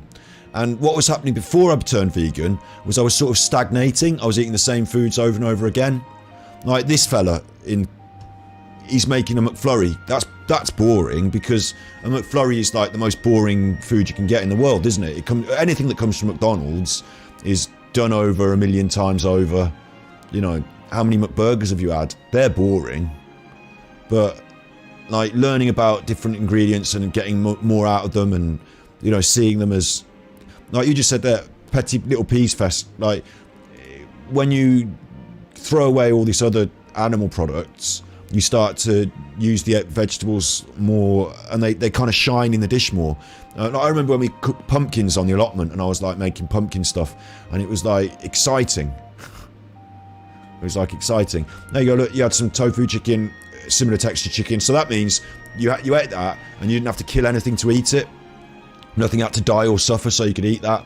Like, I'm not going to make you watch the horrible videos of, you know, chickens in the slaughterhouse, but you and I both know that they'd prefer to not be murdered for your dinner. So you find a lot more. It's weird, isn't it, that once you've been eating the same things every day for years, texture gets boring, so you have to change them up and be creative. So there you go. And I see what you're saying, Squirrel Sniper. Lots of insects on the menu. If people don't, if they want animal proteins in the future, they're going to have to eat insects, aren't they? Yeah, because per meter squared, you get more out of it. But I'm not going to be doing that. But yeah, it's really interesting that something that you would assume, because I did assume becoming vegan meant removing things from my diet. So I go and take half the stuff out my fridge. Now what am I left with? I thought it was going to be a restriction on my diet, but instead it opened up a whole new world of interesting experimentation, alternatives, stuff that I would never have looked at had I just carried on in the same boring footsteps that I always ate, you know, same 5 meals every week. It opened up a whole new world. So a whole new world. So it was actually, I know it was just a joke you were making there, but it's funny, isn't it, that the opposite's true, veganism. And I'm not saying it's the same for everyone. You can be a vegan and just eat chips. So you might reduce, you might not want to eat all this other stuff. But when I started going to restaurants and not having the same thing I always had, but started looking at the menu and saying, what are the options for vegans? Yes, I ate a lot of mushroom risottos. Yes, I ate a lot of mushroom lasagnas. But now it's different. Everyone's doing different vegan stuff. And some of it I like, some of it I don't like. But learning and experimenting with new foods has been great.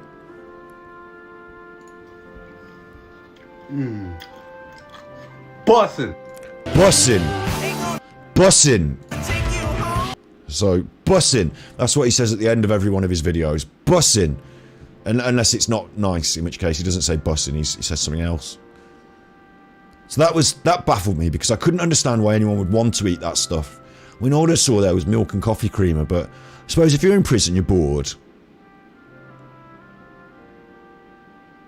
If you're in prison and you're bored, maybe that. Maybe that. Let's have a look. He's done a compilation, so let's just have a look at his compilation. It's going to be easiest.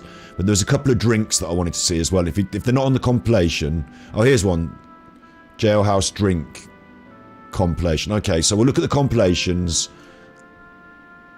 Man, we gotta work out, bro, but I'm tired, man. Let's make it pretty. Man, for sure. Make it happen. Man, I got you. Alright. What's a pretty? Atomic Fireball. Jolly Ranchers. Peppermints. Butterscotch disc. These are all hard candy. These are all sweets that we'd call in the UK. These are all sugar sweets.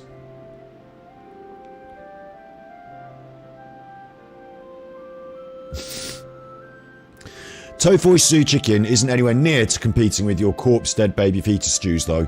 I know a guy down the morgue, a girl in the... I can't read that word on stream, that I get the ingredients from really cheap. I mean, that does sound quite gross, but to me, it doesn't sound as gross as, like, because that's what an omelette is, isn't it? Or a... Like, a lot of... Because this does surprise me about meat, flesh consumers.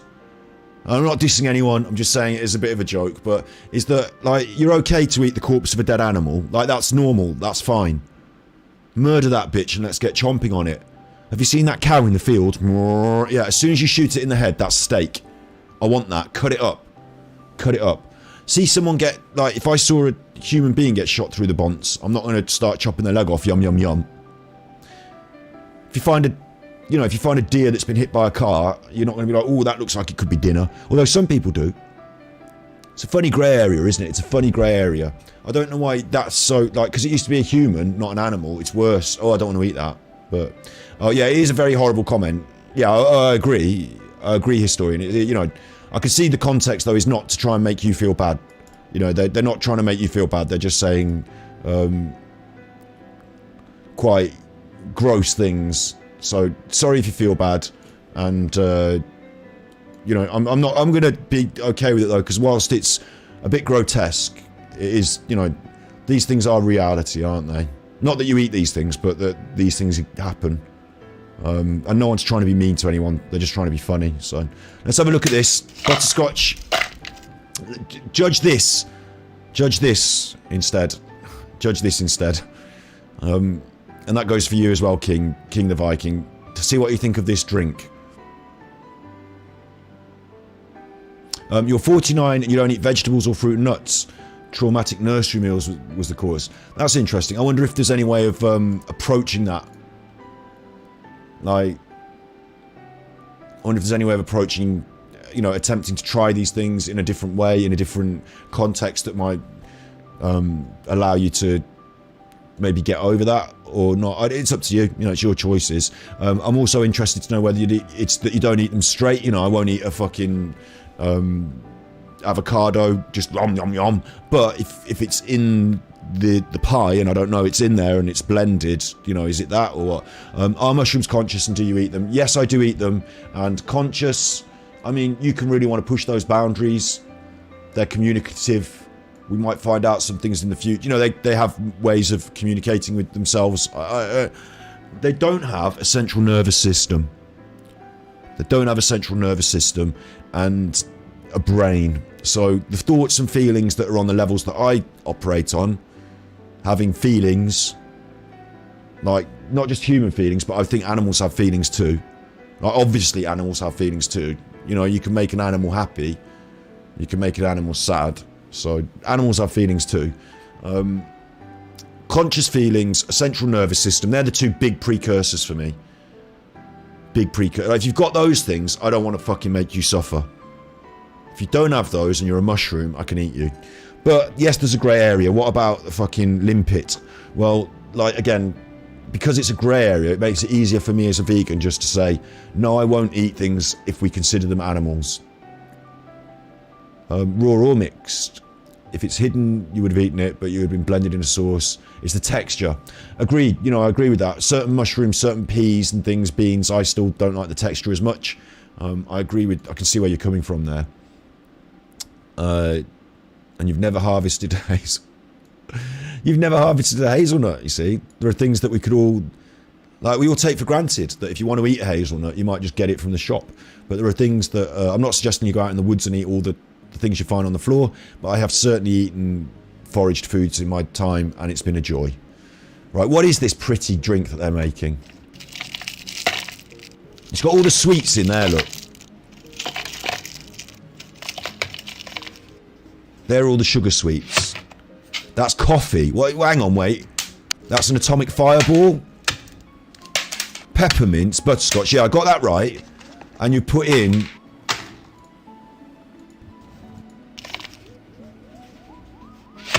coffee. 3 to 5 scoops. Are you fucking shitting me? That'll have you bouncing off the walls, mate. No wonder there's trouble in prisons. You can't have that much coffee in one drink. And a full strength Coca-Cola.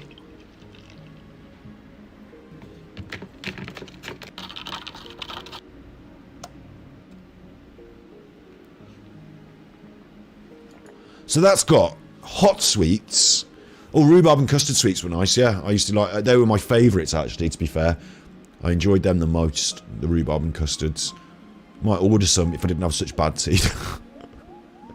I wonder if I can still eat them. Yeah, probably can. And the funny thing about veganism, like I said then, is I wonder if I can still eat it. Do you know what? If you gave me like a lamb's head, I could start picking bits of meat off it and eating if I want. Bits of flesh. If I want, I can eat my dog's. I can cut my dog's tail off and I can consume it.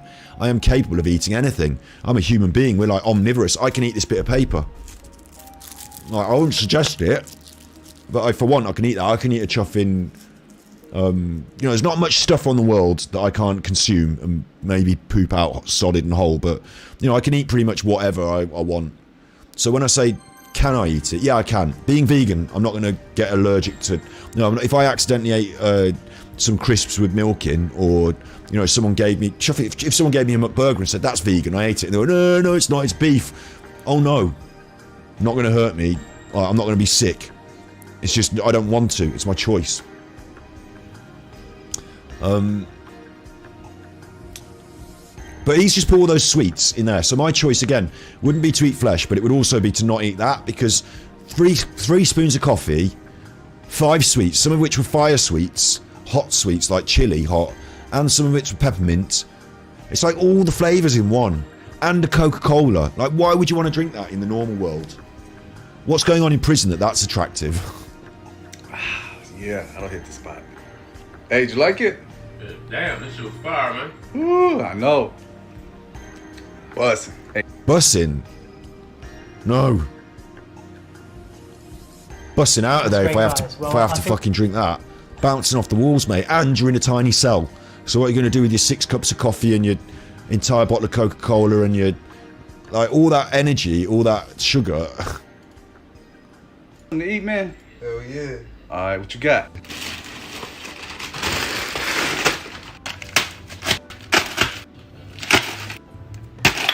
Spam! That's British. So look, they had all food there to start with. This is what annoys me about this, is you should just eat that. Don't fuck with it. Just eat the peppers. Oh, my voice sounded funny then because I got my hurty tongue involved. Ooh. Don't fuck with it. Just eat the peppers. What are you going to do with it? Here we go. Plastic bag.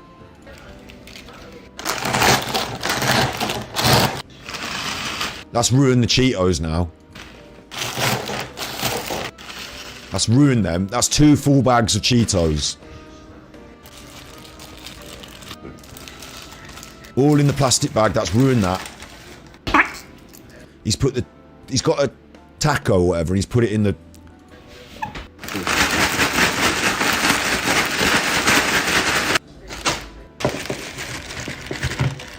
Have a nice cup of that. Wet. There's water going in now, hot water. Keep that in there. Just keep that in there.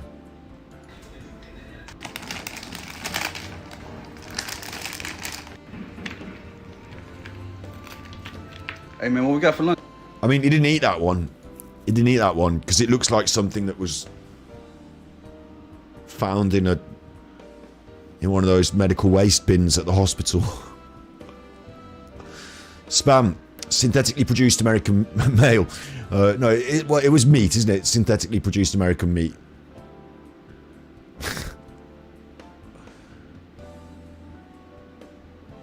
Yeah, don't worry, King. I worked out not to take your comments seriously. I saw that you were joking. Don't worry. Don't worry. The funny thing about the internet is that there is no button for sarcasm. There's no way of understanding someone's tone. And of course, reading people's facial expressions, you know. If someone was telling you a joke and it was really rude and horrible, like even if they were saying things that would normally make you feel upset, if they were doing it in such a way that you could understand that they were joking, fine. But you can't, because you can't see their face or any of that. So it's just a little bit difficult on the internet. You know, people read things sometimes differently. So that's just the internet. Yeah, I give everyone a bit of a break for that. And this guy, I want to show you one more before we get any further with Deep Easy, because it makes me a bit queasy, Deep Easy. I just want to show you this because I do want to say he's a good guy. I mean, I don't know him, don't know anything about him, but from what I've seen, the way he involves his son in this, there's one that I've definitely seen, so I wanted to, you know, show the one that I've seen. He does it with his son. Maybe this isn't the best way to sort. Maybe I just watch any of them because it's going to follow the similar theme, isn't it? There's the adverts. Fuck off! I'm never buying Duracell batteries again, you chuffer. I bought a load of rechargeables the other day, and that's me forever apparently, until I forget where they are and forget how to charge them and leave them lying around. And you know, oh, did I leave? Where's the charger? Where's the wire for the charger? And then rechargeable batteries are just really expensive disposables after a while, aren't they? Look, here we are right now, and we're gonna check them out and see if they're bussin' or disgusting. So what I like about this is that he's not. When you're using your kids on the internet, some people actually, you know, film videos of their kids in the hope of getting views. One of my favourite videos, of course. One of my favourite videos of all time.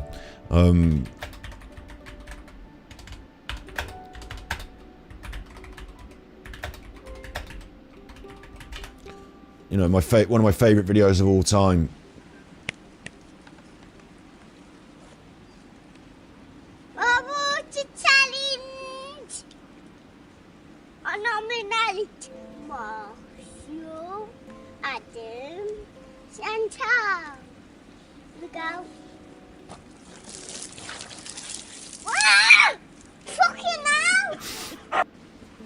So one of my favourite videos from all time is going to fall into this bracket that I'm about to diss. So bear in mind, you know, pinch of salt here. But I grew up in an age before the internet and I watched it evolve. And I watched the people start putting pictures of their children on the internet, on Facebook, when it started to evolve. And I thought, what the fuck are you doing putting pictures of your children on the internet? Like, there's pedos on the internet that want pictures of your children and you're uploading them for them. There's pedos on the internet that want to know where your children go to school and, you know, what their route home is. And you've just posted it on the internet. Like, what the fuck are you doing posting all these pictures of your kids on Facebook? Right, they're your kids. They don't have a choice. I had a choice. I chose whether I posted my own stuff on Facebook. When your mom starts posting it for you before you've grown up, you don't have a choice. That's on the internet now forever. And when you grow up, it's there forever on the internet and you don't have a choice. So you shouldn't post children's photos or pictures of your children if you respect them until they're 18 and they can make their own decisions, and then they can choose whether they want their history to be posted online. You know, that's just my feelings on it. Other people have different feelings. That's fine. The internet's changed now since I developed those feelings when I was younger. So I don't know what the current state of child protection online is. But I would still warrant that it's not a good idea to upload to public forums photographs and videos of your children. But anyway, that's exploitation. This one particularly, you know, they want the money from the viral video. Or maybe they just thought it was funny. I don't know. But a lot of the time, people will exploit their children because they can't make particularly good videos themselves. But, you know, using their children to make content works. You get all this stuff on YouTube where toy reviews. Now, a child would say, oh, I love doing this. I get lots of toys. You know, Ryan's World is one of the worst, isn't it? Playing in the pool is so much fun. Whoa. Like, one of the worst. Being forced to promote and entertain. Ryan has now like, he got lots of toys, so he probably enjoyed that, didn't he?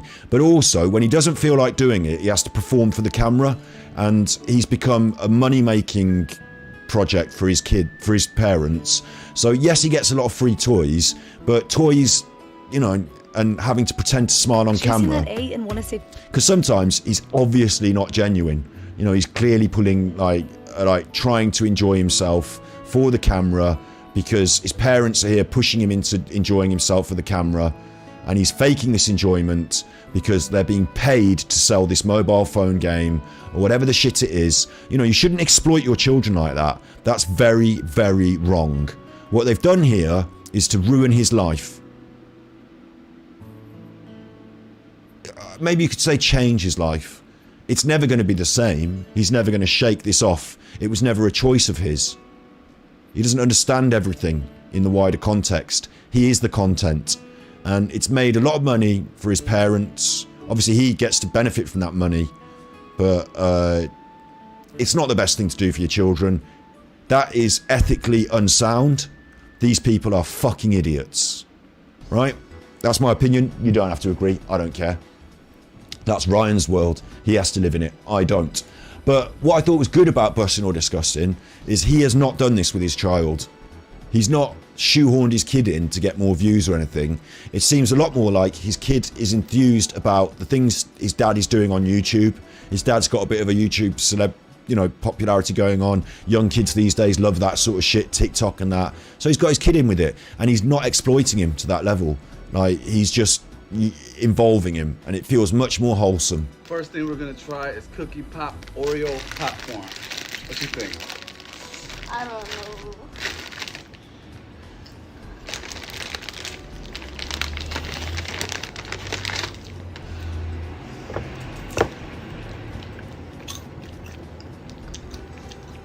Disgusting. Bussin'. Warheads.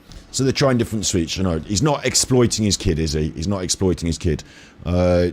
Where's the one with the sours? Because this is a good one. Yeah, maybe it's this one. Oh my god! My son got me some sour pickle balls. Let's check them out and see if they're to devour. Oh, too sour. Alright, keep these babies open. And the way he says, my son got me these. Now, I'm assuming because he's an ex-con and his son's not in all the videos, I'm just assuming that he doesn't live with his son, or that maybe he sees his son, you know, like I used to see my dad, you know, every other weekend. So, true, good point. Shirley Temple, good point. You know, exploiting kids is not a new thing, is it? It's certainly not a new thing. But it just surprises me that when you love your child, you would do that to them. But this is something different. He said, my son's brought me these. He's hyped up for it. You know, he's showing his son this love, and he's involving him in the content. So I think it's really wholesome. Open. Oh, no. One for you. My tongue's gonna look like the Hulk. Look at that. One for you. Oh. One for too sour. I'm out. And I'll tell you what, it's only a little thing. It's only a little thing, and it's making me feel a bit like crying. But it's only a little thing. But look, they both eat the sweets, and they both find them very sour. Oh, they hate them. They're horrible. They're sour. Now watch what he does with this drink. Woo! Too sour. See the way he hands it straight off to his son? You see that? You see the way his first thought is, like, he knows this is horrible in his mouth, so his son's just eating the same thing. He's worried about what his son's feeling. Do you see that? You know, he's not... It's subconscious even. but it's obvious to me. Woo! Too sour. See the way he hands it off to his son? That's a good dad, that is. That's a good dad, that is. He's thought, this is taste. My son is suffering here with this taste. I'm not going to drink the drink first and hand it off, even though it's in my hand. Giving it to his son first. I just think there's something, something wholesome in that. I'm out.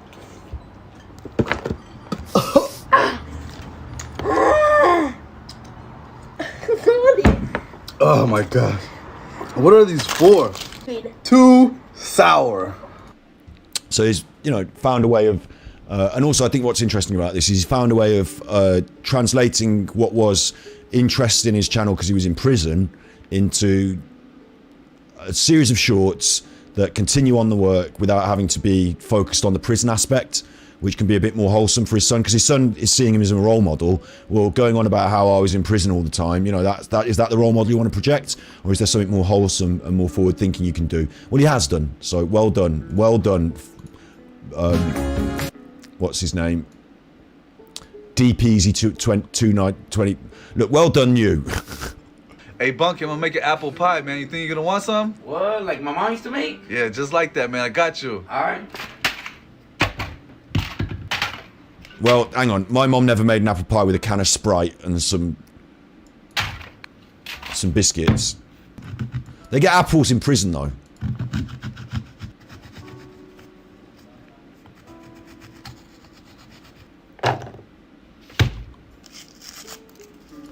In prison, you want to leave the skin on because it's a little bit of fibre, and if you're going to be eating all that horrible sugar and stuff, you're going to... Apples, sugar, hot water. That's actually nearly like an apple filling. That's nearly like it. Well, hey. Biscuits again. Biscuits and Sprite. That's... Looks like it's on its way out rather than in. Oh. Wait.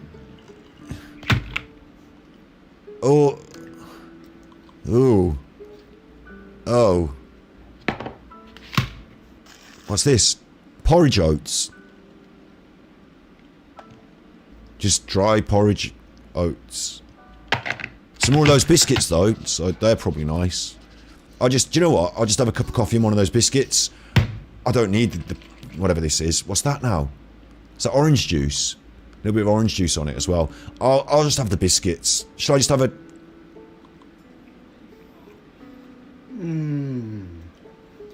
Bussin'. If you say so, mate. He seems to enjoy everything, but it all seems to me to be sugar and like, oh, I wouldn't eat any of that. Oh, I wouldn't want to eat any of that. None. So far, nothing that I want to eat. Because I said, didn't I say I'd cook some of this? I said I'd cook some of this. I did Arizona State Penitentiary for 7.5 years. Today I'm just showing you basically food that we buy from the cafeteria and mates help out from the kitchen. Rest in peace, Wild Man. At least he's got sense just to make a fucking sandwich, look. A bagel. That's normal food. I'd eat that. Heat it up, the cheese melts. What do you mean heat it up? Oh God. What are you doing with these now? I do remember Wild Man's stories. He was saying that in Arizona you can make hooch and you don't have to, like, it's so hot there, you just put this fruit juice in the bottle and let it ferment. Like, you don't have to do anything. It's just so hot. You're on lockdown or whatever. A lot of the meals they give you, they'll give you, it's like a tray of food with another tray on top. And if you're on like diet, vegetarian or whatever, they'll actually wrap it in cling film and then saran wrap, they call it in America.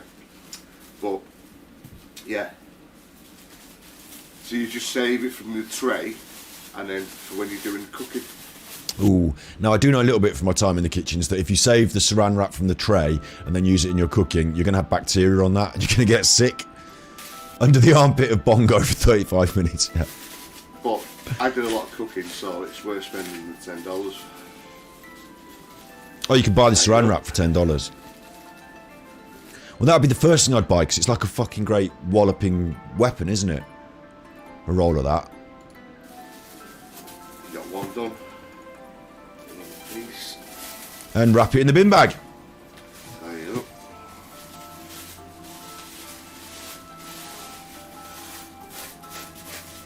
There you go, wrap it in a bin bag. Don't bin bags have... Now what would you... Oh no, I might be wrong. Hang on. Don't they have some sort of coating or... No, only last year did they have an antimicrobial additive blended into the plastic. That only happened last year. Antimicrobial black plastic bags. I always thought they had scent on them or something like that, or scented. You know, I don't want whatever chemicals is on the black plastic bag to get in my cooking. What you actually do with them is you stick them in your ice chest. What's boiling water? Boiling water in the ice chest. 30 minutes. And when they come out, the soft. Well, it's hard to explain. Everything's all melted in, but it's just there's a bit of texture to it, but it's soft at the same time too. God, man, prison must be fucking horrible, mustn't it? Your body's many cries for water and salt. Good books. I'll have to have a look. The prison must be so fucking horrible, because if you handed me a bagel that someone had made, like a sandwich they'd made, and then they'd put it in a bath, because he's saying boiling water in a tub, it's not going to maintain that boiling temperature, is it? In a bath, if you put it in a bath in a bin bag, maybe we should start a sandwich shop. Could you imagine a prison food sandwich shop? You imagine going to a sandwich shop and you order your sandwich, you know, they make it for you like in Subway, and they tie it up in a bin bag and put it in the sink. They'll be like, come back in an hour, mate. Come back in an hour. That'll be, well, it'll be firm and soft. So come back in an hour for that. Like, no thanks. Don't worry. We've got one we made earlier. Fishing it out the dishwasher. You know, the hot dishwasher. Fishing them out the dishwasher. Jesus, prison must be awful. I wouldn't want to have to put up with that. And like I said, I'd probably just go with the normal stuff. Just eat the biscuits on their own. Have the bagel on its own. I don't know. So if anyone's got any favourite prison foods or any suggestions, leave them in the comments of this video after we finish. And if you know, we might get to, this might just be a one-off stream of prison foods. We had a look. It was fun. You know, it might just be a one-off. But the other thing I could do is I could cook one of these dishes. You know, I'm prepared to make, not loads, because I don't want to waste a load of food, because I'm not going to be eating the fucking stuff. Am I? I'm not going to be eating the fucking stuff. Look. But I could cook one of these as long as they're vegan, or even if they've got a little bit of milk, I'll accept it, just for the channel, just for the, you know, the experience. But I could try and cook one of these, and we'll do a little, you know, a stream where I actually eat them and tell you what they taste like. Although I can tell you from now that they taste like dog shit. So enjoy that. You be good, my little podcast. Let me tell you something. This week we are coming up to, on Friday this week, now I'm feeling a bit better. On Friday we are playing Needy Streamer Overload. Hopefully at 2 PM GMT we're going to get started with this on Friday. And what it is it's a game where you control the life of a streamer. She makes choices based on what we tell her to do. And she'll be streaming, and she'll be like, oh, it says this in chat, and we'll say, oh, ban them or don't ban them. We're her manager, and she's the needy streamer. So we're going to see if she can make it to the heights of streamer stardom, or if other bad things might happen. It's quite a possibility that other bad things might happen. So it's a bit of a weird game. It's a bit of a loop game, and it's caught my attention. So we're going to play this on Friday. You can help us make the decisions. You can see what the life of a Japanese e-girl streamer is really like. Needy Streamer Overload. Here she is. If we push her too far. we can get her on the old drugs. So, needed streamer overload. That's happening on Friday. That's one day after tomorrow. Tomorrow will be Thursday. And I'll probably just be doing something equally calm, relaxing, and interesting as this. Trying to get the variety back up and running for tomorrow. So, you be good, my little bookos. You be good. I'll hopefully be on at 2 PM GMT if I feel up to it tomorrow, which I should do. I'm talking a bit better today. My tongue, a bit, my tongue. So, you've got an alchemist book from the 18th century. Simple ingredients. If dew collected after the night of the full moon, 1st of July, add the purest of salts to the process of distillation. Do you know what, Squirrel Sniper? I read a book of magic spells from Wiccan magic. I read this Wiccan... You know, I know a bit of Wicca, yeah? The old earth magic. I know a bit about that, yeah? And one of the spells required... it was for invisibility, so it's quite a big deal. You know, invisibility. You want a bit of invisibility. It's going to be good for you, invisibility. The spell required you to kill a stag deer on a certain date in February at a certain time of night under a full moon, and then to wash the hide in a winter's river flowing at like southeast, and then you dress in the hide. And like, that's fine, then you go invisible, but you have to be able to kill a deer with your bare hands in the woods on a certain day, and it has to be a stag deer, and then you have to wash the hide. It just... You know, Jesus, no one's going to be doing that. Or if they are, like, they're so committed, they deserve the invisibility, mate. Or you might see people running around the woods wearing deer hide in the winter. When you freeze, you would freeze. You'd freeze. So, don't worry about that. Calm and relaxing. Going to be back tomorrow, hopefully 2 PM GMT, for something completely different, but also interesting. Hope you've had a good time here today.